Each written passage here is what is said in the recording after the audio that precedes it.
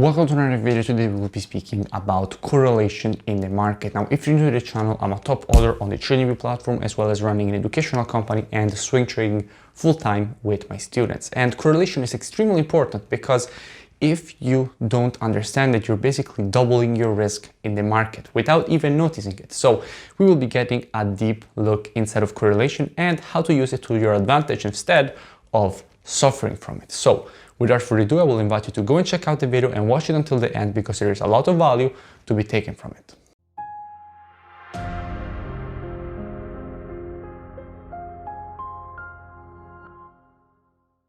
Okay, so let's speak about correlation in the market. So this is a very important topic because many of you are actually doubling your risk in the market by not understanding this simple concept. So we will start from the first tool that you can use to actually check the correlation, which is, first of all, let's define what correlation is. What correlation is the fact that different instruments in the market will have similar movements, okay? They will, if one is going up, also the other one will go up. For example, GBP, JPY, and we have on the right side, GBP, USD. They move in a very, very similar way. Look here, down, down. Up, up, down, down, up, up, down, up, down, up. You got the idea. So basically they move in a very, very similar way. And that is because they both have GBP inside of them. Okay, so the pound is in both of them. And that is why basically they move in a similar way. If pound is getting stronger, both GBP USD and GBP JPY will move to the upside. If pound is getting weaker, both GBP JPY and GBP USD will go to the downside. You're right. So what is a cool tool that you can use to check how much two pairs are actually correlated? For example, you can use this FOREX correlation calculator, and basically you will see here AUD CAD and AUD CAD are obviously correlated at 100% because it's the same currency, it's the same pair. AUD CAD and AUD CHF are correlated at 94.5%, and you can also switch from daily time frame. For example, on the weekly time frame, they are correlated at 93.9%, and you can check correlation of all currencies, how well they are actually correlating. But what is the point of this video? Why do you actually need to know if a pair is correlated with another one? Okay, so let's make a simple example here, okay? Let's take the situation in which, for example, you're taking long on GBP JPY, okay? I will do it on the weekly now. Obviously, monthly, weekly, and daily are for direction. The 4 hours is for entry, but just for this example, let's just stay on the weekly for simplicity. So we want to take our long, okay? We want to take a long, and the market is around this area. Let's use the reply tool. So the market is around this area, and I want to take a long on GBP JPY, and I want to take a long here also on GBP USD, okay? So I want to take a long on both these pairs. Now, if I don't know that these pairs are correlated, okay, what will I do? I will take the long on both. I will take the long on GBP JPY, and I will take the long on GBP USD, which is a big mistake. Why is it a big mistake? Unless I'm doing it on purpose. It's a big mistake because if I will win the trade on GBP JPY, there is a very big probability that I will win the trade also on GBP USD. And in the same way, if I lose the trade on GBP JPY, there is a very high probability that I will actually lose the trade also on GBP USD. So just a quick reminder, make sure you comment below and you let me know which topics you would like me to cover in the next videos. If I win one, I win also the other one. If I lose one, I lose also the other one. So basically, what am I doing?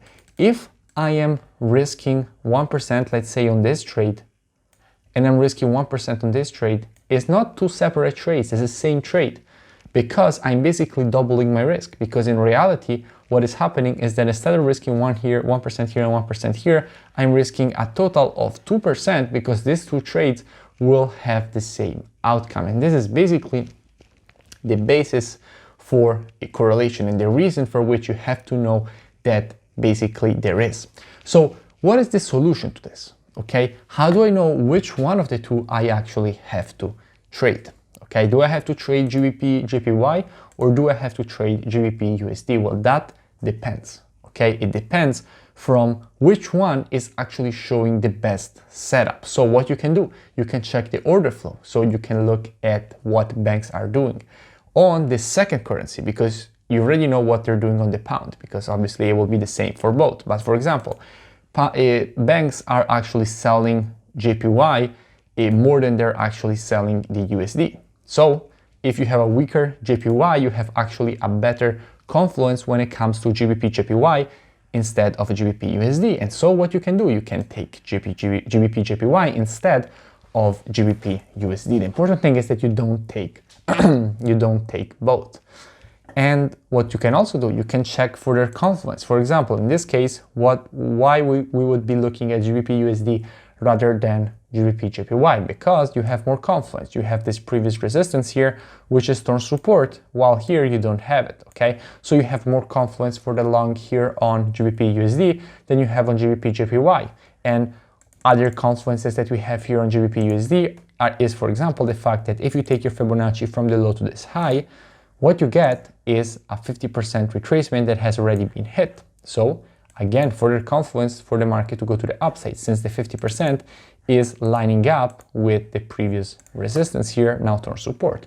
So as you can see easily from the weekly, which is just an example, we have already identified that GBP USD looks like a better setup respect to GBP JPY.